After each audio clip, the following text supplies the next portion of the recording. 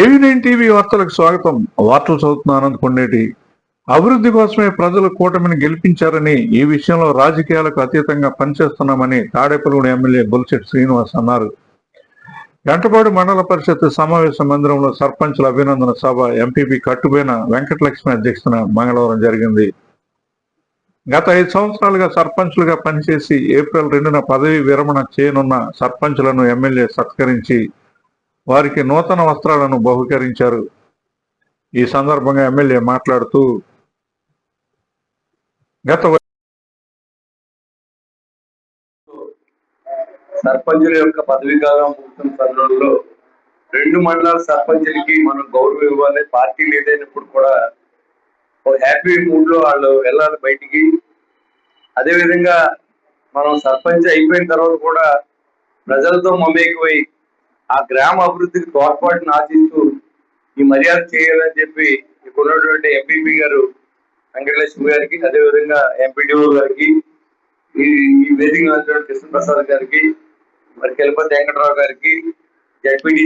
ఈ రోజు ప్రతి సర్పంచ్ ఎలక్షన్ అంటే నాకు తెలుసు. నేను ఒక కౌన్సిలర్ ఎలక్షన్ గా పోటీ చేసినప్పుడు పడినంత బాధ ఎంత ఉంటుందో నాకు తెలుసు.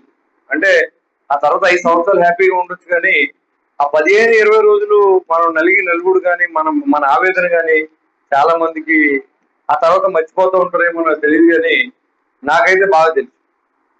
కాబట్టి అలాంటి వ్యక్తులు ఏదో చెయ్యాలి అని ఆశలు అమ్ముకుని సర్పంచ్లయ్యి ఏమీ చెయ్యలేక నిర్వీర్యంలో ఉన్న టైంలో మరి గౌరవనీయులు పవన్ కళ్యాణ్ గారు ఉప ముఖ్యమంత్రిగా, అదేవిధంగా పంచాయతీరాజ్ శాఖ వచ్చినప్పుడు ఆయన ఒకటి ఆదేశాలు జారీ చేశారు. భారతదేశంలో ఇద్దరికే చెక్ పవర్ ఉంటుంది. ఒకటి రాష్ట్రపతికి, 2 సర్పంచ్. అంత అత్యున్నతమైన పదవి సర్పంచ్. మీ ఊర్లో ఎక్కడ ఎవరు మీటింగ్ పెట్టినా, ఏ పార్టీ వాళ్ళు మీటింగ్ పెట్టినా అక్కడ సర్పంచ్ సభాధ్యక్షులుగా వ్యవహరించాలి. లోకల్ కాన్స్టిట్యూన్సీ లెవెల్లో ఎమ్మెల్యే ఉంటాడు, టౌన్ లో అయితే చైర్పర్సన్ ఉంటారు. ఇది రాజ్యాంగంలో మనం ఇచ్చింది. మనం దాన్ని ఎక్కడా కాలు రాయకూడదనే ఉద్దేశంతో చాలా మంది అప్పుడు ఆ రోజు మీకు తెలుసు అందరూ వైఎస్ఆర్సీపీ సంబంధించిన సర్పంచులు, ఎంపీటీసీలు ఉన్నారు. మన గెలిచేటప్పటికి చాలా మంది మనం ఓడిపోవాలని కూడా మన బూత్ దగ్గర నిలబడి పనిచేసి ఉండొచ్చు. కానీ రాజకీయ పార్టీలు అనేవి 2 ఉంటాయి. ఏ పార్టీ హక్కులను అలా కాపాడుకోవాల్సిన బాధ్యత ఉంటుంది, ఆ తరఫున పనిచేశారు అనుకోవాలి తప్ప మనకే అలాగే పర్సనల్ గా గ్లెజ్లు ఉంటాయని నేను ఎప్పుడు ఫీల్ అవ్వలేదు. అంతే గడిచిన 2 సంవత్సరాల్లో ఏ వైసీపీ నాయకుడిని నేను పోలీస్ స్టేషన్ కానీ ఒక కేసుగా నేను కట్టించలేదు. పార్టీలు అతీతంగా పనిచేసుకుంటూ వచ్చాం, అందరినీ మర్యాద చూసాం. మీరు మా పార్టీ మీరు ఎలా ఉంటామంటే నేను ఏం చేయలేను, కానీ మన ప్రజల్లో కలిసి మంచి సమాజాన్ని తయారు చేయడానికి మీకంటే ముందడుగు నేను వేయాలనే ఆలోచనలో పనిచేస్తాను. ఎందుకంటే పార్టీలని ఎలక్షన్ వరకు చూసుకోవాలి. ఎలక్షన్ అయిపోయిన తర్వాత అభివృద్ధి కోసం అందరూ కలిసి పాటుపడాలి.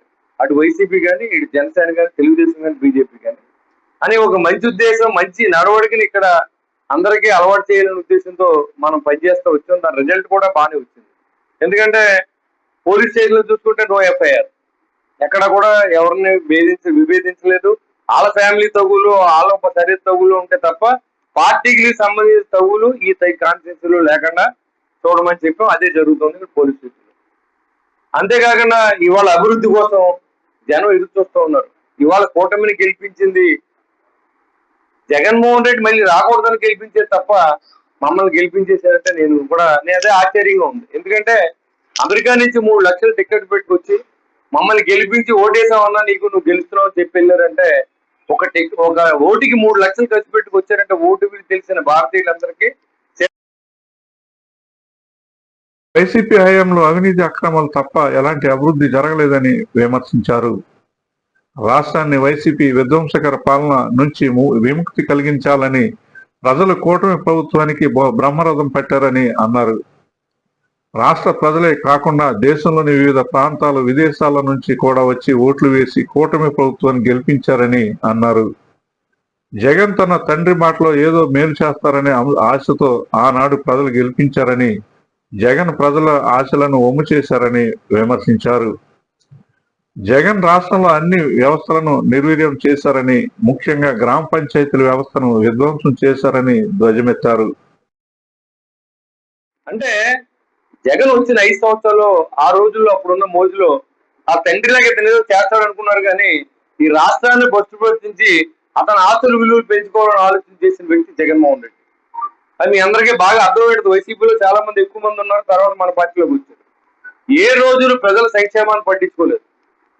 ఏ రోజు సర్పంచ్ విధులేంటి, లేకపోతే ఎంపీటీసీ విధులేంటి, జెడ్పీటీసీ విధులేంటి కూడా వాళ్ళకి తెలియదు. ఏదైనా ఉంటే మీరు సచివాలయానికి వెళ్ళిపోండి, సచివాలయం దగ్గర పంపండి. సర్పంచ్ ఎలక్షన్ ఎందుకు, సచివాలయం మీద నడపాలి కదా మనం. వెంటనే పవన్ కళ్యాణ్ గారు ఈ శాఖ కావాలని తీసుకోవడం, విలేజ్ల్లో రైతులు పడుతున్న ఇబ్బంది ఆయన పాదయాత్రలో కానీ, లోకేష్ బాబు పాదయాత్రలో కానీ, నారా చంద్రబాబు నాయుడు గారు తిరిగినప్పుడు కానీ, మేము తిరిగినప్పుడు కానీ, ఇప్పుడు ఏ ఊర్లో ఏ పని ఉన్నదని ఇక్కడ కూర్చొని చెప్పగలను. చాలా మంది చింతపల్లి గ్రామం మర్చిపోయింటారు ఎమ్మెల్యేలు, అప్పుడున్న ఎమ్మెల్యేలు. కోరిమల్లి ఎక్కడో తెలియదు, ఆ ఊరికో రోడ్డు ఉంటుంది, దీవిలో ఉంది కోరిమల్లి నీళ్ళు వచ్చేటప్పటికి. ఎటు ఎంతగా దారి లేదు, అటు చింతపల్లి నుంచి వెళ్ళలేరు, ఇటు కొందేపాడి నుంచి వెళ్ళలేరు. అల్లంపురం పత్తిపాడు ఉన్నది 2 కిలోమీటర్లు ఉంటే ఓతురు కూడా పోతాయని అసమర్థ పరిపాలన జరిగిన విషయం మీ అందరూ తెలుసు. ఇవాళ రాచేరు వెళ్ళాలంటే గొప్ప విచిత్ర విషయం ఏంటంటే, మనం ఎక్కడో తిరిగి అల్లంపురం తిరిగి అలాగా ఆ ఫంక్షన్ హాల్ దగ్గర నుంచి వెళ్ళవలసిన పరిస్థితి 2 కిలోమీటర్ల నుండి ఊరిని 15 కిలోమీటర్లు చేసుకునే పరిస్థితి తీసుకొచ్చిన ప్రభుత్వాన్ని మనం చూసాం. అక్కడ మన పార్టీ చూడలేదు, ప్రజల కష్టం చూసాం. అక్కడ గిరి గారు, ఆ సర్పంచ్ గారు, ఎంపీటీసీలు ఎవరున్నా అందరూ శ్రేయసే కోరుకుంటారు. ఏ పార్టీలో ఉన్నప్పుడు కూడా పని చేయకూడదని ఎవరు అనుకోరు.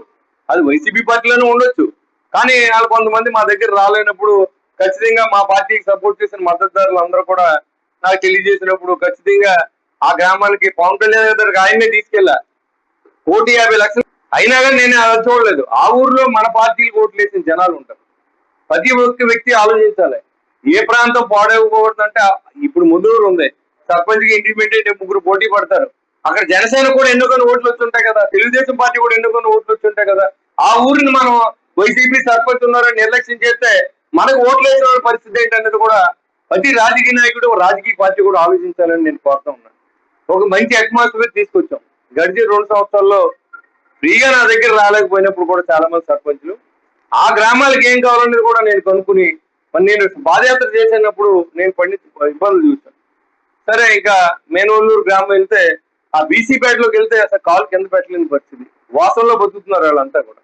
ఫస్ట్ ప్రియారిటీలో పెద్దలందరినీ రిక్వెస్ట్ చేశాను నేను, ఆ బీసీ కాలనీలో డ్రైన్లన్నీ కట్టండి సార్ అని చెప్తే అక్కడ ఉన్నటువంటి పెద్దలందరూ కూడా ఎలాగైనా పర్లేదు, మన సత్యనారాయణ గారు కానీ అక్కడ ఉన్న సర్పంచ్ గారు, అక్కడ సర్పంచ్ గారు రాలేదు, ఆయన వైసీపీ పార్టీలో ఉన్నారు, అయినప్పుడు కూడా అక్కడ పెద్దలందరూ కూడా మీరు ఎలా అంటే అలాగేనండి అంటే, నేను వాళ్ళకి మాట ఇచ్చాను ఖచ్చితంగా ఆ బీసీ పేటలో అక్కడ కానీ కేపెంటపాడులో కిలపతి వెంకటరావు గారు, నేను, అప్పన్ గారు, ఇంకా చాలా మంది జనసేన పార్టీకి సంబంధించిన మధులత గారు, ఇంకా అందరూ నాకు సహకరించిన పెద్దలందరూ కూడా ఆ రోజు పాదయాత్రలో అడుగేసినప్పుడు నేను చాలా చూశాను. అక్కడ ఆ బీసీ పేటలోకి వెళ్ళేటప్పటికి అసలు డ్రైన్లు లేవు, రోడ్లు లేవు, ఎలా బతుకుతున్నారో తెలియదు. అలాంటి పరిస్థితుల్లో ఉన్నాయి. ఖచ్చితంగా మనం ఏదో ఒకటి చెయ్యాలని చెప్పి ఫస్ట్ ఏ డబ్బులు వచ్చినా ముందు పెంటపాడు గ్రామంలో ఉన్న అన్ని డ్రైన్లు, రోడ్లు కూడా క్లియర్ చేసేస్తానని చెప్పి కూడా మీకు మాట్లాడతాను.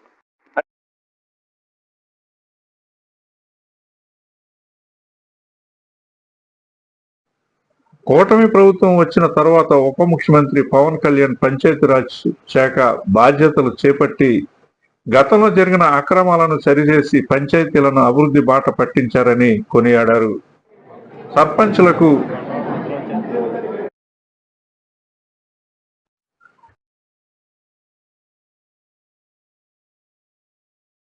గౌరవప్రద స్థానం కల్పించి నిధులు కేటాయించి అభివృద్ధికి బాటలు వేశారని అన్నారు. దేశంలో రాష్ట్రపతి తర్వాత అంతటి గౌరవం సర్పంచ్లకే ఉంటుందని అన్నారు. ప్రధాని నరేంద్ర మోడీ, ముఖ్యమంత్రి నారా చంద్రబాబు నాయుడు, ఉప ముఖ్యమంత్రి పవన్ కళ్యాణ్ల సారథ్యంలో రాష్ట్రం అభివృద్ధి వైపు దూసుకు వెళుతుందని పేర్కొన్నారు. పెంటపాడు మండలంలో అలంపురం, మేనవల్లూరు, రాచర్ల, బీకొండేపాడు, చింతపల్లి, ప్రత్తిపాడు, పడంరిప్పరు తదితర అన్ని గ్రామాల్లో రోడ్లు, డ్రైనేజీలు నిర్మించి ప్రజల ఆకాంక్షలు నెరవేర్చామన్నారు. పెంటపాడులో బీసీ కాలనీ తదితర ప్రాంతాల్లో పారిశుద్ధ్య పరిస్థితులను మెరుగుపరిచి అభివృద్ధి చేశామన్నారు. జలజీవన్ మిషన్ పథకంలో కోట్లాది రూపాయల నిధులు తీసుకొచ్చి ప్రజలకు రక్షిత మంచినీటిని అందుబాటులోకి తెచ్చామన్నారు. ఇప్పటికీ కొందరు వైసీపీ అరాచకాలను గుర్తించడం లేదని ఆయన ఆవేదన వ్యక్తం చేశారు. వైసీపీ హయాంలో టీడీపీ, జనసేనకు చెందిన సర్పంచ్లను కనీసం దగ్గరకు రానివ్వకుండా అవమానించారని విమర్శించారు. వేధింపు రాజకీయాలకు తాను దూరంగా ఉంటానని, సర్పంచ్లు, ఎంపీటీసీలు ఏ పార్టీకి చెందిన వారైనా వారిని గౌరవించి అభివృద్ధికి సహకరించామని అన్నారు. సర్పంచుల పదవీకాలం పూర్తయినప్పటికీ ప్రజాసేవలో కొనసాగాలని సూచించారు. ఎవరు ఏ పార్టీలో ఉన్నా అభివృద్ధికి సహకరించే వారికి ప్రజల ఆదరణ ఉంటుందని అన్నారు. ఈ కార్యక్రమంలో నియోజకవర్గ నోడల్ అధికారి జీవీకే మల్లికార్జునరావు, మండల పరిషత్ అభివృద్ధి అధికారి, ఎంపీడీ సభ్యులు, సర్పంచులు తదితరులు పాల్గొన్నారు. AV9 TV news Pentapadu.